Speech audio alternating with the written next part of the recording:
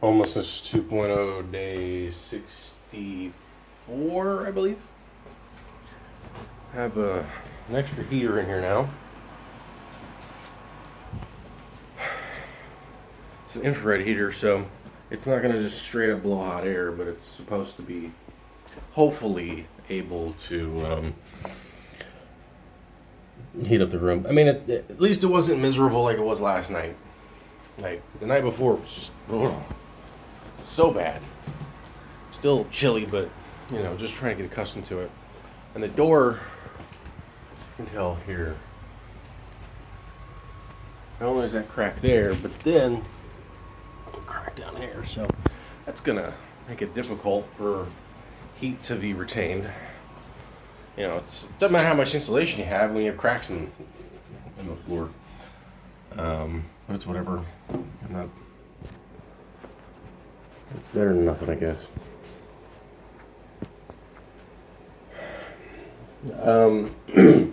So I had a brief conversation with a friend on LinkedIn, trying to have this thing prop up just right, but it's being a pain in the ass.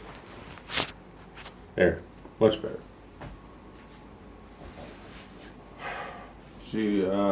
I've mentioned her before. She's a friend that I met on the way, just kind of like traveling around the U.S. She's from France, and she's one of those, super busy people that, like, because of how busy they are and because of how unavailable they are, they're that whole, like, she's one of those forbidden fruit type people. It's like every moment that you get a chance to talk with her, it's like, yes, finally, I finally get to talk to one of my favorite people. Plus, again, we just really clicked. It was awesome. But anyway, so she was asking me, what do I want to do? Do I want to do radio?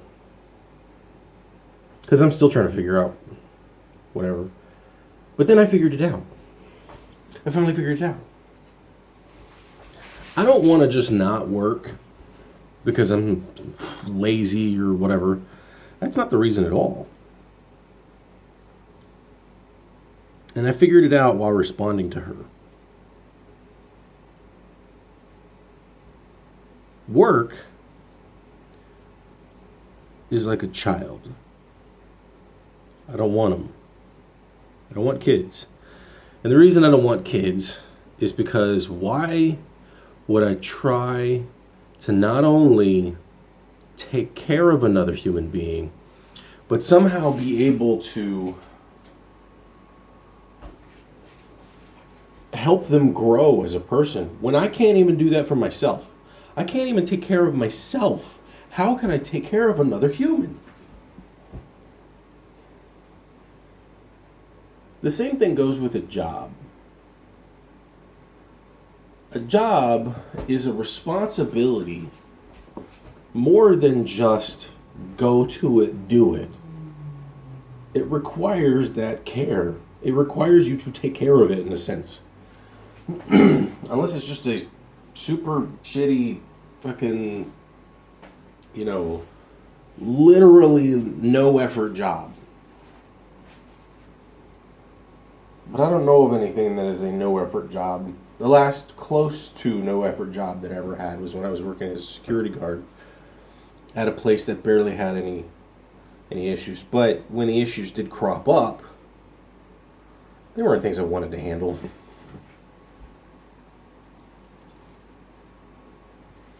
Sure, I may have been trained for them, but they aren't things I wanted to handle. Because I need to take care of myself. I need to fix this. And all jobs are generally, for the most part, is maintaining something else. It's fixing something else that, like so many other things, is constantly moving towards disarray, disorder.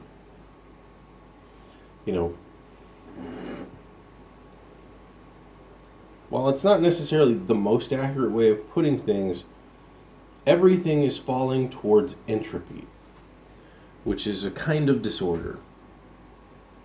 Now, there's a great Steve Mold video that kind of really encapsulates the whole idea of what really entropy is. And, how he kind of, not so much debunks, but better explains the concept of entropy instead of it just falling into disorder. But that's what we do. That's what life is in so many ways. It is trying to combat nature, wherein it is trying to find that even keel, that disorder, but it's kind of a semblance of order, depending on so many other factors.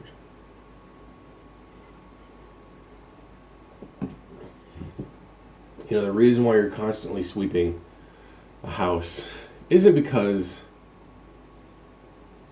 sweeping is somehow fulfilling. You're doing it because it's falling into disarray. And disorder, is simply based on a certain mindset. Now, sure, you might be like, well, dirt can house pathogens and all sorts of shit. And that's true. But so does the outside. I don't see anybody out there sweeping. And I'm not trying to put it out there as like, we shouldn't do anything just because there's no point at all. And maybe there isn't. I'm not trying to convince anybody of that. I'm not even trying to convince myself of that.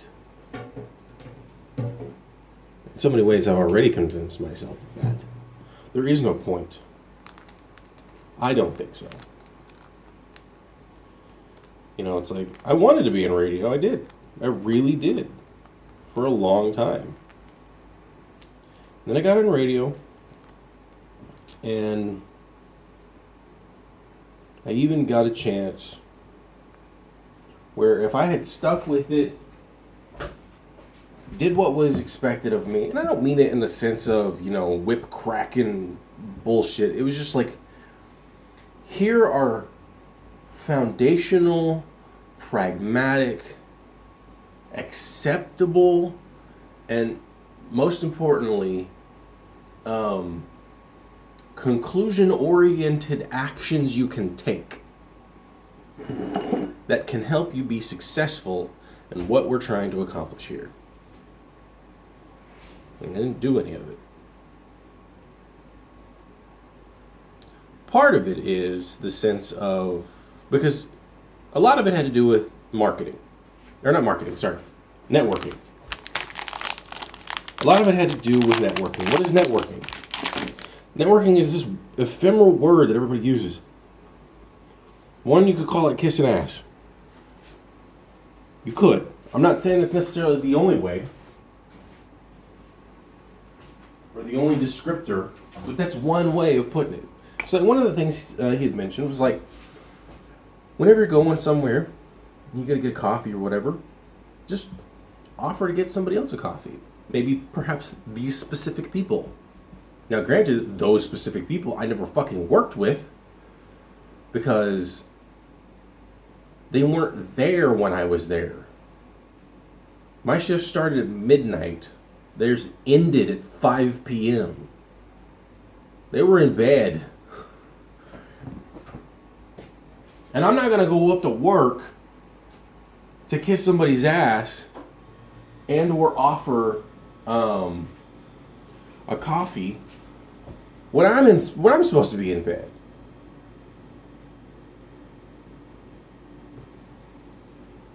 That was just some of it. I don't remember most of it. And then there was elements of, how to convey certain things and through voice. And it was a kind of acting. It really was. But I never really liked it. I never really picked up on it. It didn't feel right. And that was a pretty eye-opening experience. When you get what is effectively your dream job, or at least the opportunity to get your dream job, and you bungle it. It's humbling. It's eye-opening. And it says, what the fuck do you want to do with your life now? You just spent the last 10 years of your life trying to fight for this fucking thing. Now you're right on the cusp of it. And like, it wasn't somebody who'd just be working there or something like that. This dude has been working in media for over 3 decades. Almost as long as I've been alive.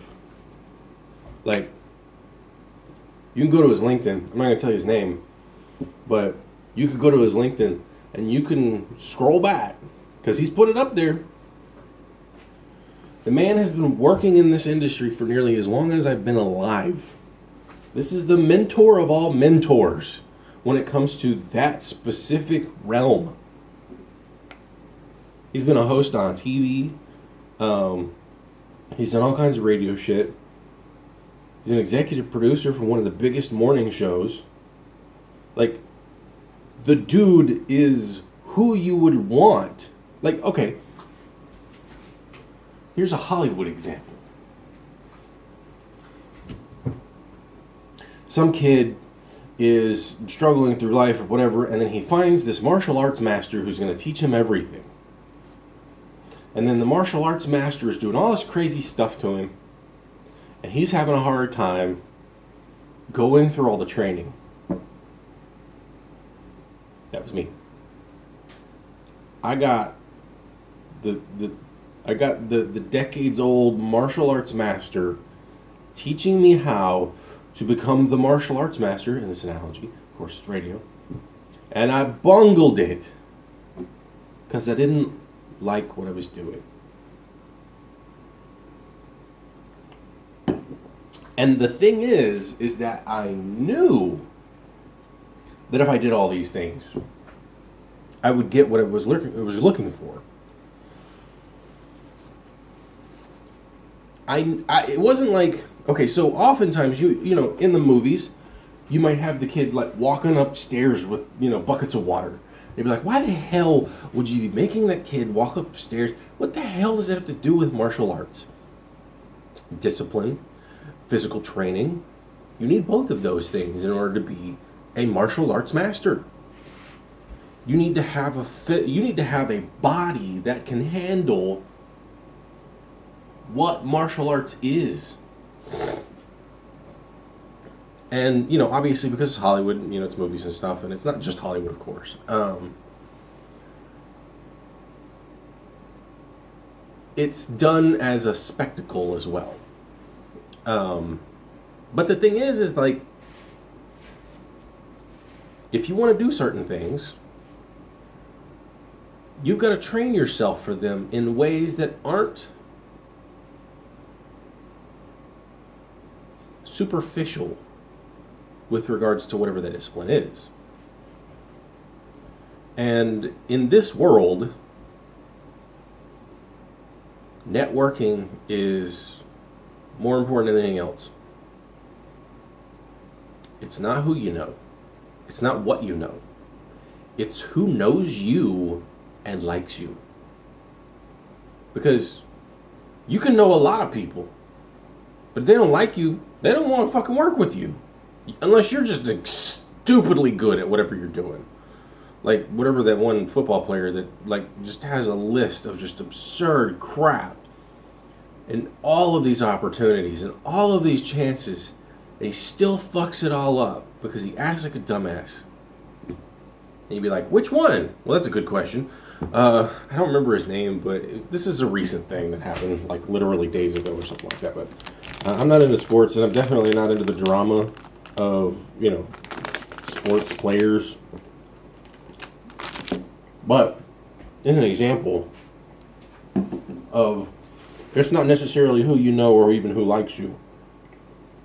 It's, in his case, and his was rare because he was in the NFL. Which means that he had a talent, he had a skill that surpassed his douchebaggery.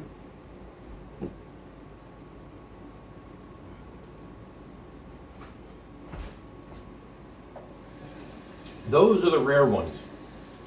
That's why he's given so many opportunities. It's like with the whole Michael Vick thing. When he's found out that he was, fucking training and fighting dogs. Like, that shouldn't be acceptable behavior. Nobody who does that should have a job. And definitely shouldn't have a job making millions upon millions of fucking dollars being a quarterback for, I think it's the Eagles. But because of how good he was and how much money he raked in, being the good quarterback that he was, they're like, man, we'll look away. Like, most people can't even get a job because they have a criminal record. This dude's like getting a job despite his criminal record because of how much money he makes. But again, those are the rare ones.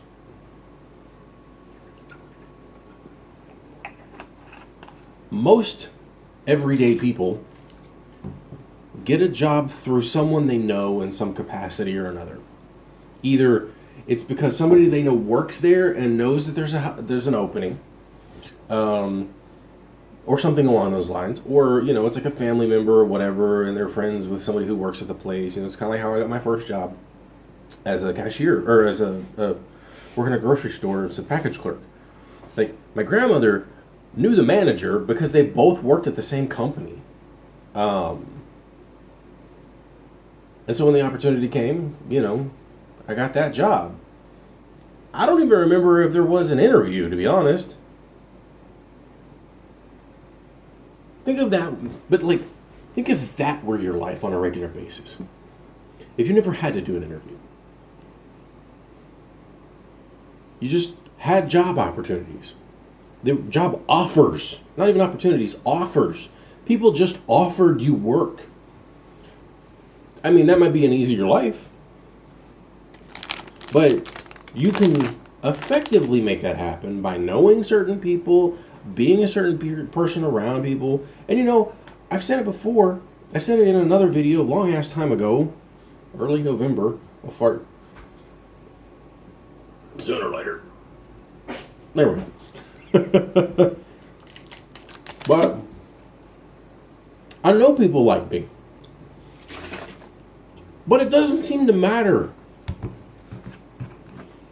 Because they don't like me enough. Or they're not in the right place.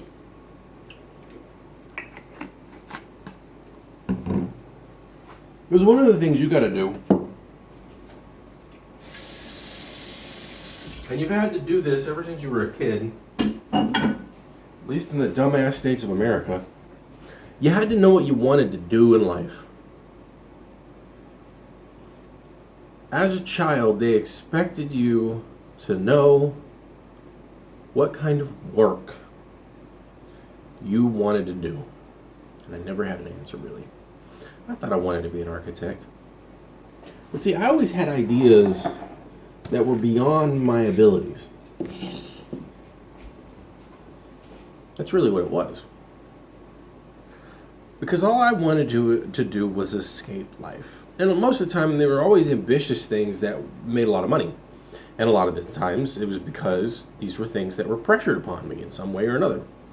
You need to make a lot of money because otherwise you're worthless. And that's how I was raised. So I still believe that. Even now. Even though I don't want to. And so I told her, I'd rather be a house husband if I could. I need to work on me. I'm a liability right now. Nobody should want to hire me. Because I'm not an asset. I'm not there to make money for you. I'm there to make money for me. And that's why you definitely don't want to hire me.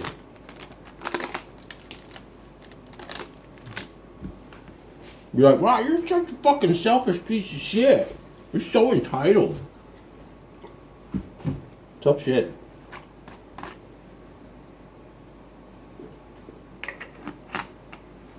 I'm not even going to try to justify it anymore. Somebody wants to call me entitled, I don't give a fuck. I know my life way more than anybody who could ever be judgmental of me could. And I know that everybody deserves happiness. Everybody deserves nice things. I don't give a fuck who you are. Everyone.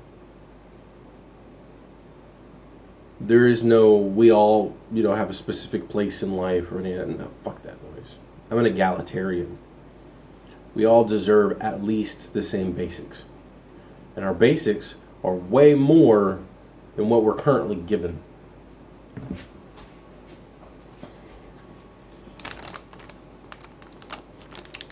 We all deserve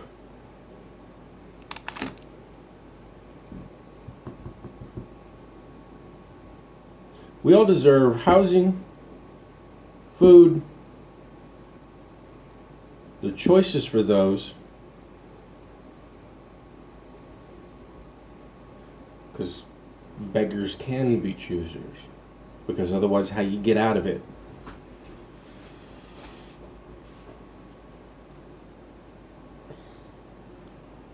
Because that's one of the things that makes humans human, is the ability to make a choice.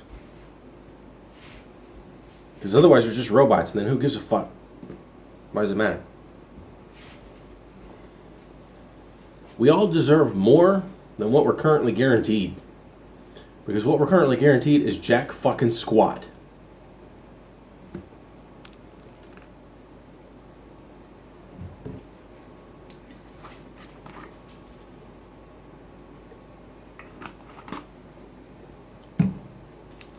Because maybe somebody like me shouldn't need to earn their way to just being alive.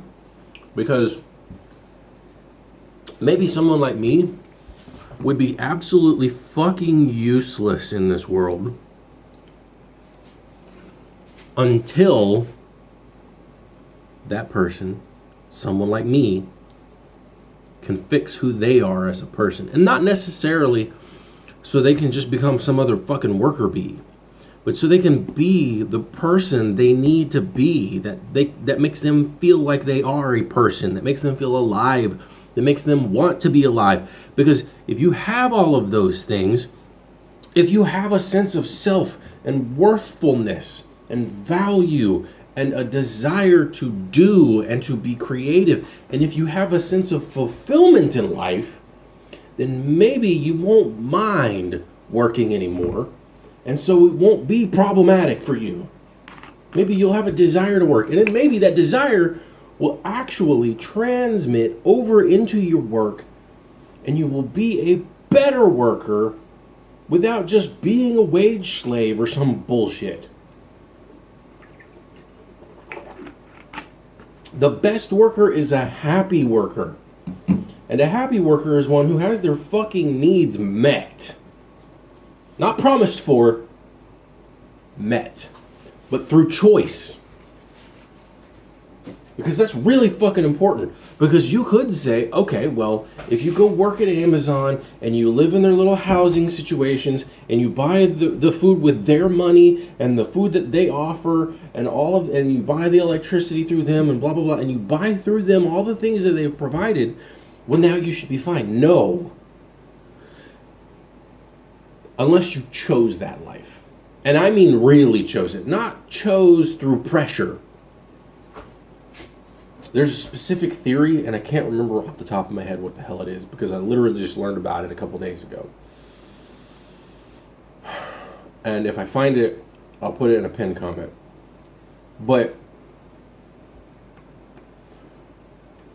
And it's not a theory in like the everyday vernacular of, oh, that's just the theory.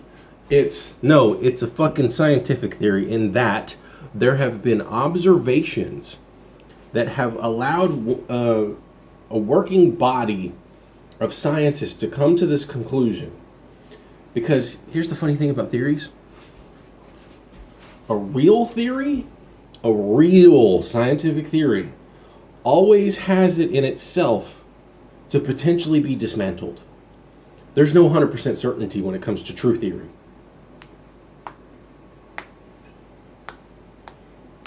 Einstein's theory of relativity, whether it be special or fuck general, both of those are constantly being challenged. Why are they being challenged? Because that's how it works. That's how science works. There's no end all be all, this is the answer. It's, wait a minute, hold on a second. We have these answers, but then these things over here are causing us to question those answers. So let's experiment some more.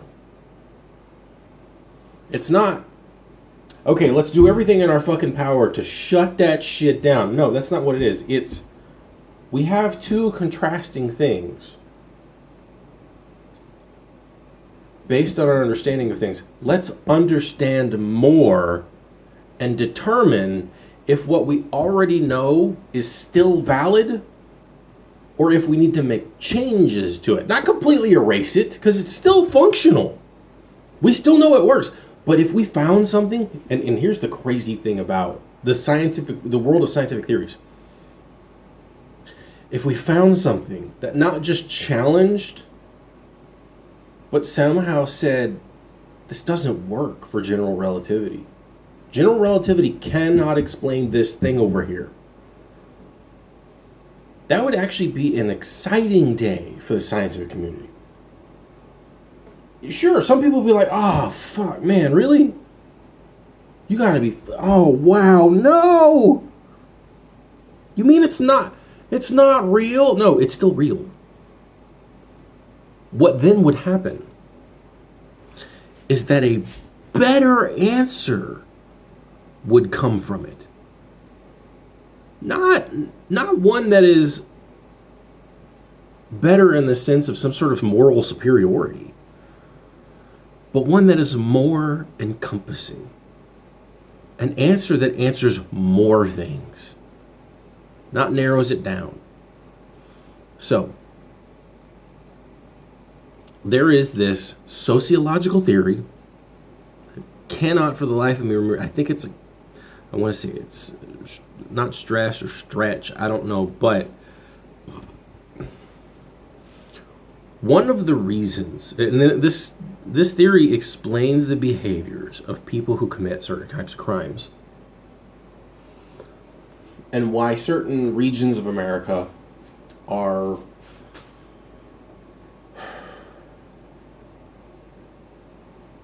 have a higher incident of crime. Not necessarily that it has a higher crime rate, because rate is a very specific word. Rate is X over Y. Higher incident could be effectively a per capita type thing or simply just total number. Like, Los Angeles has more crime technically than, Missoula, Montana. All right. Why? Because there's more people. Same reason why there's more COVID cases in a place like Los Angeles than Missoula, Montana. Now, your infection rate and your crime rate might actually be different. They may actually be higher in a place like Missoula, Montana. Be like, and so, but like, and that's the thing about rate. It's effectively percentage. But, going back, this theory, this sociological theory, basically is stating that because there are external pressures, like poverty, for instance, or racism, what have you, why there are certain regions and why certain people behave a certain way and why they commit more crimes. And why, effectively, being tough on crime is worthless. Because what you're really doing is you're simply trying to combat the symptoms, not the cause. Like, the cold is a virus. There's no cure for the common cold right now. What you can do is combat the symptoms. Okay, so you can take cold medicine, but it's not going to kill your cold. It's not going to stop you from getting sick. Taking NyQuil doesn't prevent you from getting sick with the flu viruses. And there's lots and lots of flu or cold viruses.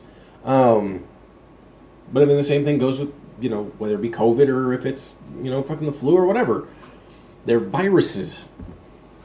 Viruses don't currently have cures.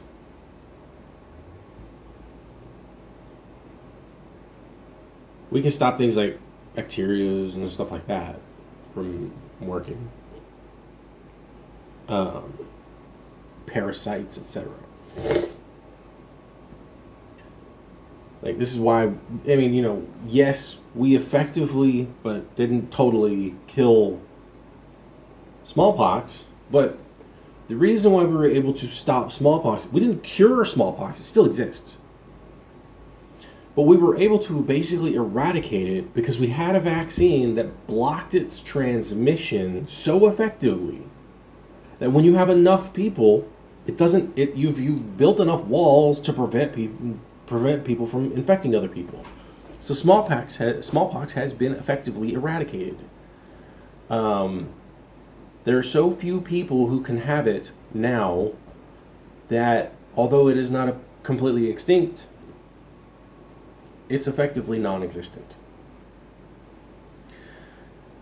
So we have people who are being treated for their symptoms. And you might be like, well, there's no reason to commit crime. There's always a reason to commit crime. That's why people fucking commit them. Being tough on crime doesn't stop crime. Otherwise, we'd have no fucking crime. No, what we need to do is look at the cause. The symptoms are simply just symptoms. An ounce of prevention is worth a pound of cure.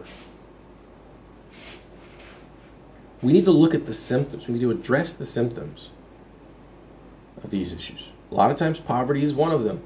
And why is poverty such a thing in certain communities? We need to look at those things. We need to look at the fact that there are so many people who don't have their basic needs met. And again, we still have a system that says we're going to determine what your basic needs are, not you. Fuck you. I am a better judge of what my basic needs are, not someone else. They don't live in my shoes. You don't know the fact that I bungled cutting my toenail last night. You don't know that until I show you, and you don't want to see it anyway. So maybe I can't even wear shoes today, for all you fucking know. That's the thing. We like to judge poor people a whole lot for some reason. Why?